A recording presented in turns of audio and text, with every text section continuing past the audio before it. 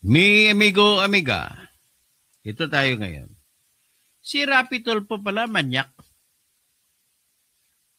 Yun, hindi ko lang naman yung babaeng yun, inalokan yung magandang babae, 6-month girl ata yun. Inalok niya na makasex. At hindi pa yan sex, ha? Wala pa, date pa lang yun, may tip na kagad, 300,000 maximum. Ganon kagaling si Rapi Tulfo. Kasi may robust lagi, robust. Nag-advertise robust. Mr. Rapi Tulfo? Robust. Alam mo, kahit pribadong buhay mo ito, pakialaman kita rito. Kasi pag senador ka, hindi po pwede na magkaroon ka ng immoralidad. Kasi unang-una, ang obligasyon ng isang opisyal ng bansa, pag tiningnan mo sa Section 1,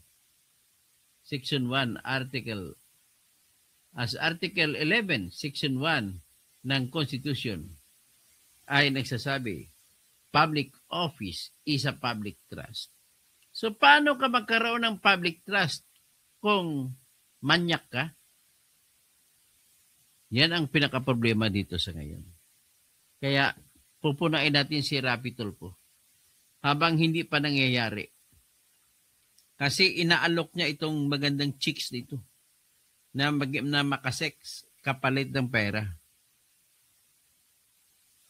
So, ito ngayon, papakita ko sa inyo ngayon. Ang pruweba, nagsumbong ang nagsabi, nag-reveal ang babae.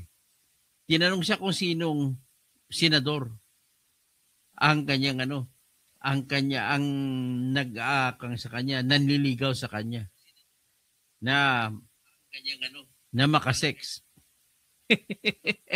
Ito, bago ko ito presenta yan, nais ko muna idiin yung Article 11, Section 1.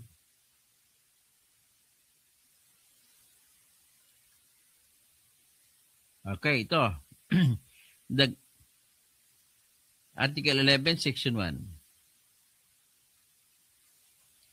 Public office is a public trust. Public officers and employees must at all times be accountable to the serve them with utmost responsibility, integrity, loyalty, and efficiency. Act with patriotism and justice and lead modest lives. Yan po ang nasasabi dito. Kaya, okay, ikaw ang tinuturo dito, Mr. Rapi Tulfo. Kaya, welcome din po ang iyong comment dito, counter comment. So, kaya pala, mahilig ka sa robust. Na, Mr. Tulfo? Ito. Pakinggan natin po yung magandang chick na ito. Ito po. Maiksing vlog lang ito.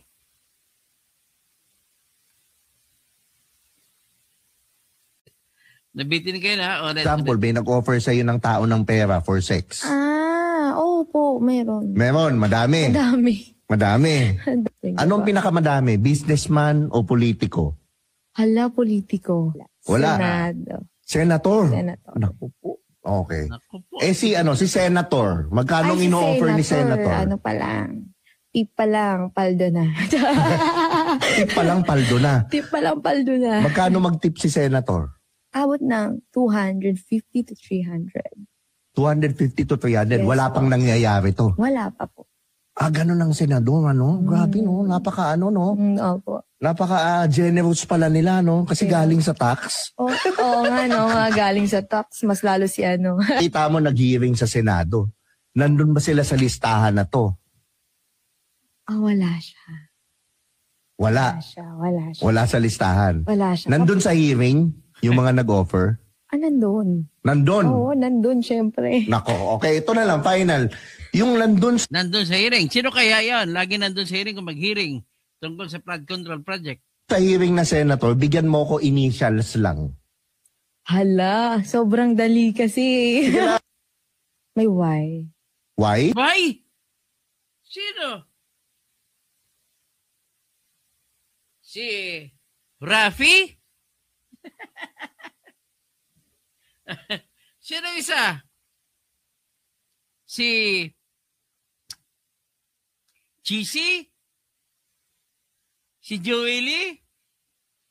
Si Miggy? Subiri? Si Robini Padilla? Tingnan natin. Sino? May Y daw sa dulo. Ang pangalan. First letter. First name. First letter. R. Sino? Si Robini? Si Rapi? Si Irwini? Yan. R ang first name, di ba? Opo. Last letter ng last name. F na lang. Ha? F. F ang last name. Last letter ng last name, F. F na lang daw. F na lang. Opo. Yun ang last letter, yung elf? Hindi. Second, pangalang. Pangalawa. Pangalawang letter ng last name. Opo. Send proposal meaning, for example, may nag-offer sa'yo ng tao ng pera for sex. Opo, meron. Meron, madami. Madami. Madami. Sige Anong po. pinakamadami? Businessman o politiko? Hala, politiko. Wala. Senado. Senator. Senator. Naku po. Okay. Si Senator. Magkano Si ino-offer ni Senator? Ano pa lang. Tip pa lang, paldo na. Tip pa lang paldo na. Tip pa lang, paldo na. Magkano mag-tip si Senator? Abot ng 250 to 300. 250 to 300. Yes, Wala pang nangyayari to. Wala pa po. Ganun ang senador, ano? Grabe, no? Napaka, no? Opo. Napaka generous pala nila, no? Kasi galing sa tax. Oo nga, no? Mga galing sa tax. Mas lalo si ano. Kita mo nag-hearing sa Senado. Nandun ba sila sa listahan na to? Wala siya. Wala. Wala siya. Wala sa listahan. Hindi Wala siya. Nandun sa hearing, yung mga nag-offer. Nandun. Nandun. Oo, nandun, syempre. Nako, okay. Ito na lang, final. Yung nandun sa hearing na senator, bigyan mo ko initials lang. Hala, sobrang dali kasi. May Y. Why? First letter. First name. Rapitan po. R. Walang iba. R ang first name, di ba? Opo. Last letter ng last name. F na lang. Ha? F. F ang last name. Opo. Yun ang last letter, yung elf? Hindi. Second, pangalang. Pangalawa. Pangalawang letter ng last name. Opo. Send proposal meaning, for example, may nag-offer sa'yo ng tao ng pera for sex. Opo, meron. Meron, madami. Madami. Anong pinakamadami? Businessman o politiko? Hala, politiko. Wala. Senado. Senator. Senator. Naku po. Okay. Si Senator. Magkano Si ino-offer ni Senator? Ano pa lang. Tip pa lang, paldo na. Tip pa lang paldo na. Tip pa lang, paldo na. Magkano mag-tip si Senator? Abot ng 250 to 300. 250 to 300. Yes, Wala pang nangyayari to. Wala pa po. Ganun ang senador, ano? Grabe, no? Napaka, no?